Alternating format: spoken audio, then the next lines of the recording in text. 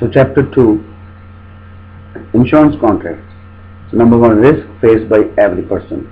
Number one, the personal risk. So chance of financial hardship due to accident, sickness or death. So basically every day we take risk, right? It's a personal risk. Hardship means, so the difficulty you face. So number two, property risk. Chance of financial loss due to damage, either damage, destruction of tangible property. Tangible means which you can touch, right? Risk increased with accumulation of physical. So either accumulation. Accumulation means sometimes at home we just what we do, we keep increasing stuff, right? So every day we buy, the Black Friday, we have more clothes, right? But less time to wear, right? And so that's called property risk.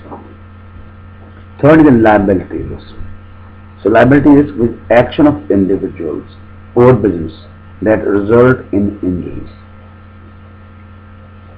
or property damage to others, which could have been prevented, may result in payment to compensate. So it may result in. So basically, liability risk means, for example, you buy samosas, the guy is not taking care of. He's using the old potatoes, right? Old oil. So basically, you can sue, right? And the businessman is not cleaning the, so has a ditch in front of the business, so somebody can fall, right? Okay.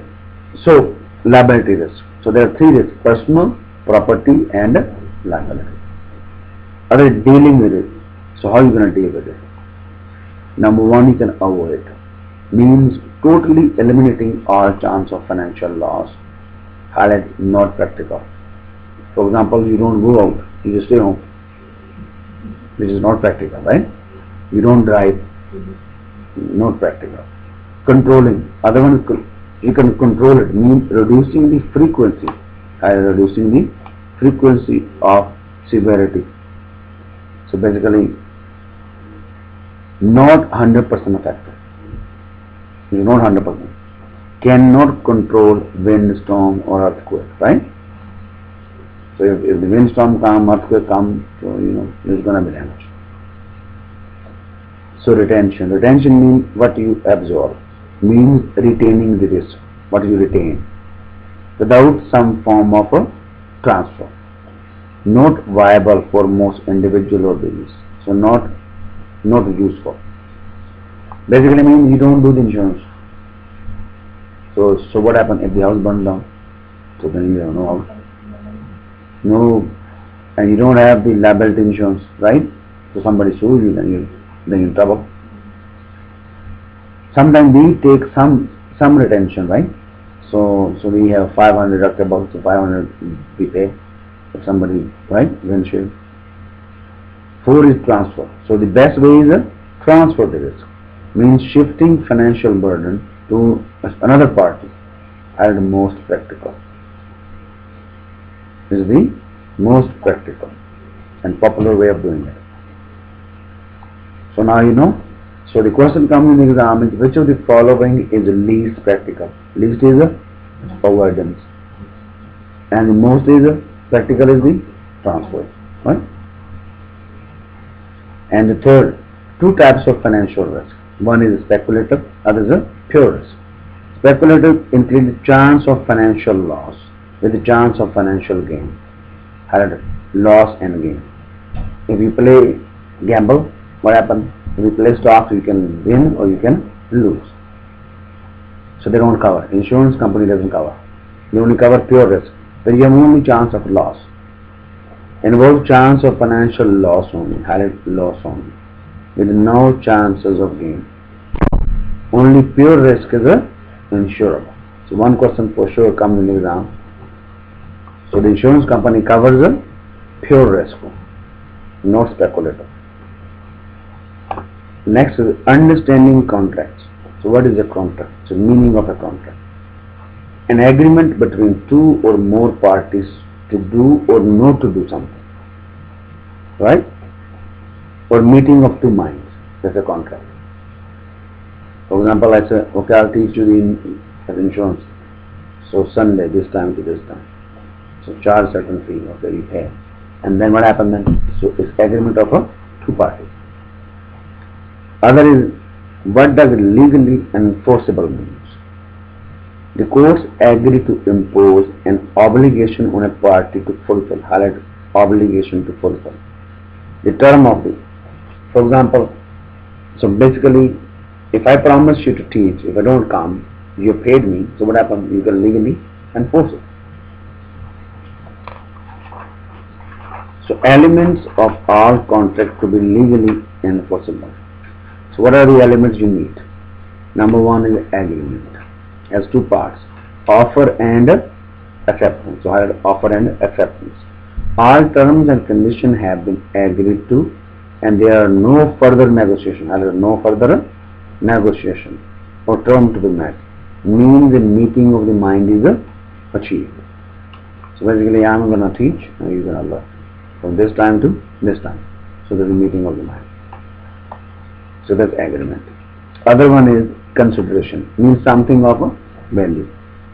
Means all party to the contract must contribute something of a higher something of value. It supports the purpose of the agreement and benefits all parties. For example, it can be money or it can be anything else. So you give me ride, I'll buy you macaroni, right? So ride can also be value, right? So third is the legality of object. Means the purpose of the contract must be legal. Highlight must be legal. Court will not enforce anything that does not support and is contrary. Contrary means opposite, which is opposite to the common good. So it will only do anything which is legal. So they won't support us to legal. Next, legal capacity of the parties. Legal capacity means that all parties to the contract must have an equal understanding, equal understanding of the obligation undertaken by all. So basically means, so both parties understand what we're talking about. So minor have legal capacity only in contracts for necessities, highlight necessities. Necessities mean for eating, for clothing, for necessary. So whatever is necessary. So they can only do those things minor. Kids, they can buy food, right? But they can't go and buy the sofa. Okay? Necessities. And other one is mental incompetent. Are not considered to have legal capacity, are protected by the courts. Contract with a person deemed mental incompetent are not legally. So mental incompetent means insane, right? So they can't have it. Next, trade names. Trade name have no legal status. No legal. For example, Chevron Sweets. For example, has no legal status. But if it is Chevron Sweets Limited or Corporation or Inc., it has a legal status. Okay. Its corporations are entities with legal status, right? Therefore, so created separately from the owner and able to enter into contract. For example, Omax Realty Limited, right? Can have a contract. Genuine intention means that all parties exercise free will in coming to the agreement by being aware of all. Basically, you must be completely honest. Free will. Okay. So